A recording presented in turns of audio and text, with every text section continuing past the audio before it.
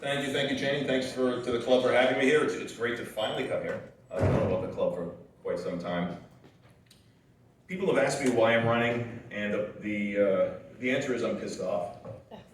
I'm tired of the way the city is being run. It's being run by career politicians, career bureaucrats with no accountability. I'm a business person. If I fail, I go out of business. There's a scorecard every single day. As Debbie said, there's a yearly audit. You can't get away with that in business. And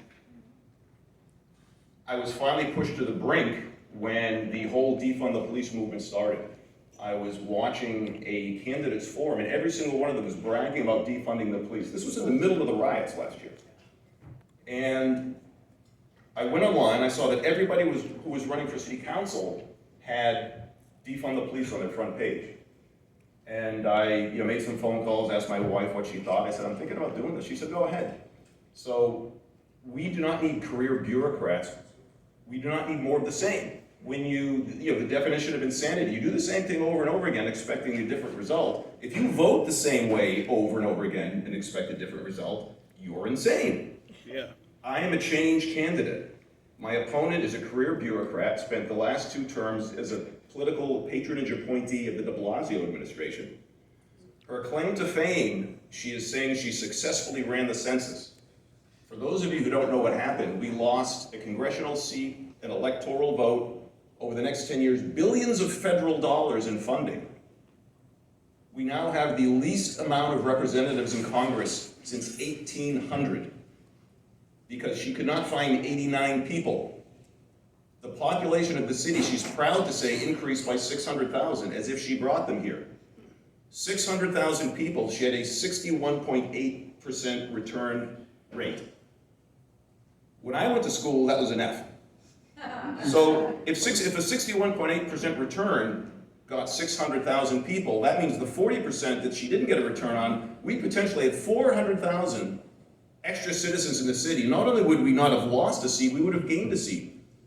This is what the public sector calls a victory.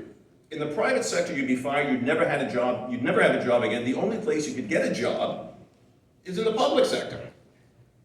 So we need change, not more of the same. Again, not a politician, I'm a business person, I'm not politically correct, I believe in God, and I love my country. And I love this city. Yeah. And with that, I just lost any chance of an endorsement for the New York Times. As if I care. The number one position I'm running on, and I'm leading with my chin on this because this is their kryptonite, is supporting the police. It's the number one thing that's on my color. And my opponent tries to play both sides on that and run away from that, but yet she has said on June 3rd at a candidate forum, moderated by her own campaign manager, that she wants a reduction, and this is a quote, a reduction in NYPD budget that's substantial, not in a superficial way. You tell me how that's not defunding the police. If you want more of the same, vote for the same party.